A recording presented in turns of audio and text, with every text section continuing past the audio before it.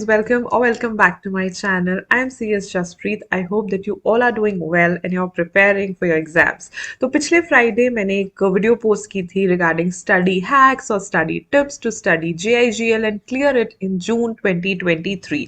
आई thought कि काफ़ी सारे बच्चों को वो वीडियो अच्छी लगी, यूजफुल लगी. Now by saying study hacks ये कोई ऐसे मैं आपको क्विक टिप्स नहीं दे रही हूँ, but I am giving you some tips that could help you in preparation. जब बच्चे प्रिपेयर करते हैं इस टाइप के सब्जेक्ट्स, वो क्या क्या गलतियां करते हैं जो मैंने ऑब्जर्व किया, और उसके बेसिस पे मैं आपको कुछ टिप्स देना चाहती हूँ जिनको यूज करके आप कंपनी लॉ भी क्लियर कर सकते हो. अगर आपने वो वीडियो नहीं देखी है then go back and check that video. I leave the link to the same in the I button above. और चैनल को सब्सक्राइब कर लो अगर अभी तक नहीं किया, because it's totally free, right? And I post a lot of useful videos for CA, CS and CMA students. So let's just start it. And in fact अगर आप CA या CMA के स्टूडेंट भी हो तो भी आप ये टिप्स ले सकते हो कंपनी लॉ को क्लियर करने के लिए. मैंने CS के एग्जाम्स में कंपनी लॉ में एग्जाम्शन स्कोर की थी, तो I will be telling you my few tips जिसकी हेल्प से आप भी अपनी कंपनी लॉ की प्रिपरेशन को एम्प अप कर सकते हो. So starting with the first tip and the most important tip. Many times I get this question कि मैम सेक्शन नंबर्स याद रखें, सेक्शन नेम्स याद रखें. Yes, you have to remember, but remember only the important section numbers, and not just numbers, but alongside that their names and names of the rules as well. Names of the rules as well. अब बहुत सारे बच्चे इसी dilemma में बैठे रहते हैं that we have to learn all the sections. Ma'am बहुत सारे सेक्शंस हैं. No no no no, just learn the important section numbers. I will be coming up with a video on important section numbers also very soon. I just wanted to first lay down a sort of preparation tips, and then I wanted to proceed with the important topics and important section numbers. So बहुत जल्द channel पे ये सारी videos आ रही हैं, इसलिए channel को फटाफट पहले सब्सक्राइब कर लो, राइट? सो जो सेक्शन नंबर्स होते हैं वो तो बहुत सारे हैं, पूरा कंपनी लॉ थोड़े लर्न करना है. तो you have to know that what are the important section numbers और उनके नाम, बजाय कि सारे सेक्शन नंबर्स लर्न करने. नहीं, सारे सेक्शन नंबर्स आपको लर्न करने की जरूरत नहीं है. And also the sub sections, you need not remember the sub sections. काफी बार अगर पॉसिबल है, see if it is possible, if you think कि मुझे तो याद रह सकते हैं, देन गो फॉर इट. बिल्कुल भी पीछे मत हटना. लेकिन अगर आपको ऐसा लगता है that I may get confuse because there are lot of sections, lot of things to remember, then a thing that you can skip will be the subsections, right? अब subsections को skip कर दो और सिर्फ main sections जो है वो आप learn कर लो. That will actually really help you in scoring good marks, क्योंकि जो बच्चा section quote करता है उसे काफी अच्छे marks मिल जाते हैं. Moving to the second tip. The second tip would be learn the form numbers in serial order. Now, after section numbers, the second thing that students feel difficult to remember are the form numbers. तो आपने form numbers directly procedure में से पढ़ के learn नहीं करने. No, no, no.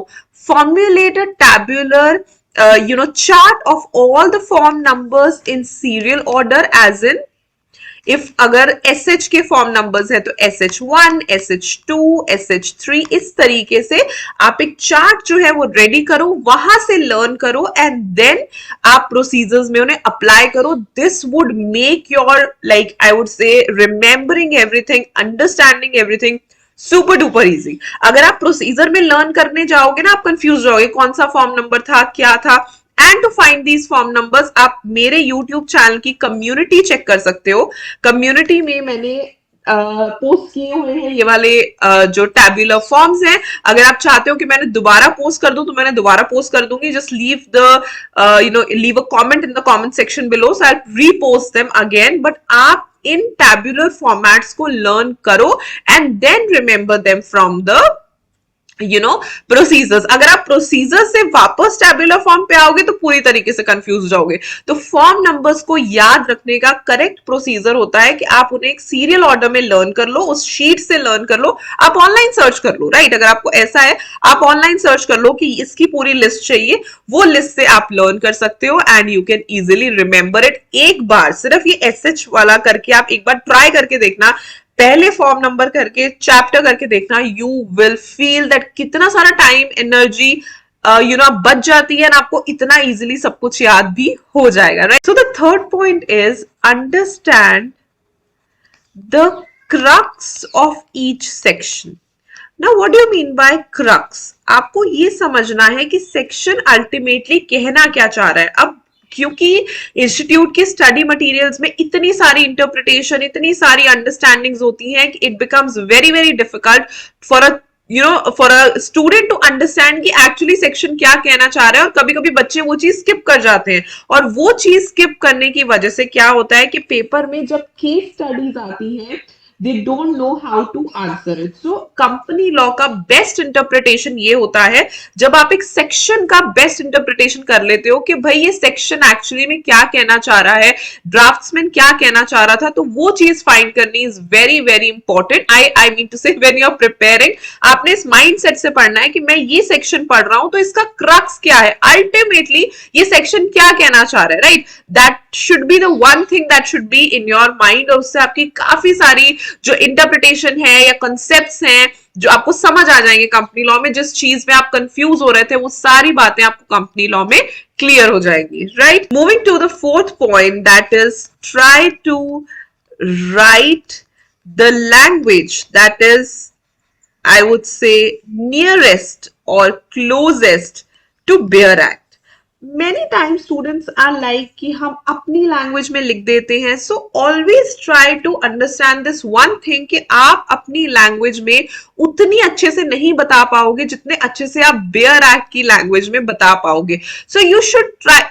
I'm not saying to cram and write as it is, but you should try to write nearest to the Bare Act. जैसा Bare Act में वो देने लिखते हैं, जैसे Bare Act में उन्होंने सेक्शन के बारे में लिखा है, वैसा ही nearest to nearest जो है आप उसे लैंग्वेज को लिखने की कोशिश करो. It will be very very useful for you. तो ये चीज बहुत जरूरी हो जाती है that Bare Act क्या कहना चाह रहा है, आप उसकी क्लोजेस्ट लैंग्वेज में आप जो है लिखने की कोशिश करो. Don't cram. Of course, I am not saying don't cram, but always remember कि Bare Act के आप जितना nearest लिखोगे उससे आपको भी फायदा होगा, आपकी लीगल लैंग्वेज अच्छी होगी और आप अच्छा स्कोर भी करोगे. तो उसे समझो एक बार.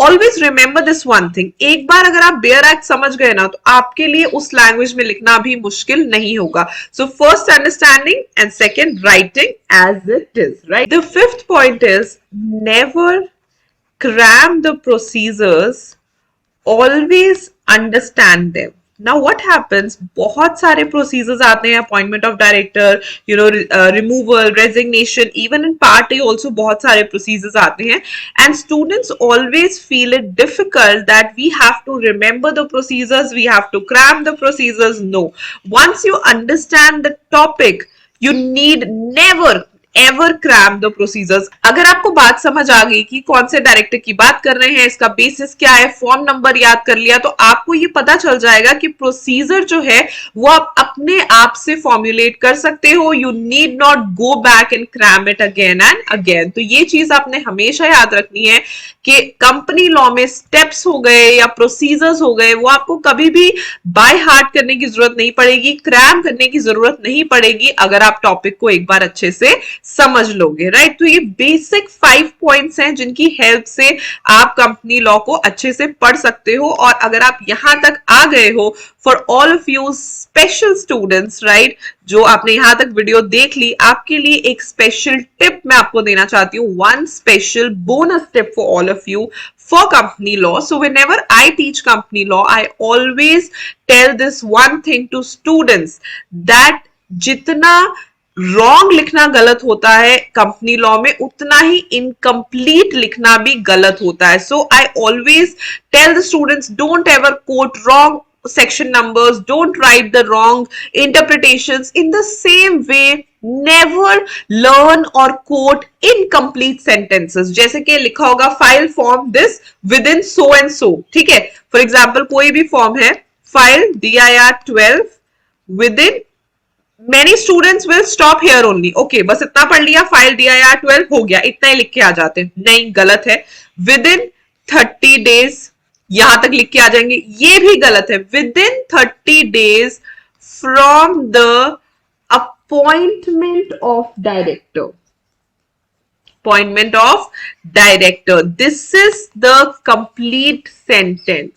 So always remember this one thing कि कंपनी लॉ में आपने अगर गलत नहीं लिखना तो इनकम्प्लीट भी नहीं लिखना, एंड वो तभी हो पाएगा जब आप प्रेपरेशन में अच्छे से पढ़ोगे. सो वाइल प्रिपेयरिंग ये छोटी छोटी चीजों का ध्यान देना कंपनी लॉ में, that you are not reading incomplete sentences and you are not quoting incomplete sentences. Otherwise in normal questions also, especially in case studies, you can face problems. So I hope कि आपको मेरी ये tips पसंद आई हो.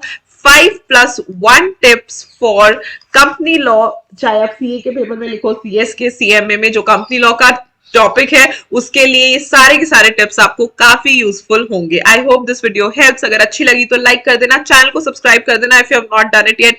Totally free है, right? And it always motivates me to bring more and more useful content for all of you. And go follow me on my Instagram. Also, it's CS Jaspreet Dhanjha. I daily post reels for academic knowledge and lots of motivation for all of you. I'll see you super soon in my next video. Till then, stay happy, stay blessed, and keep the preparations on. Bye bye.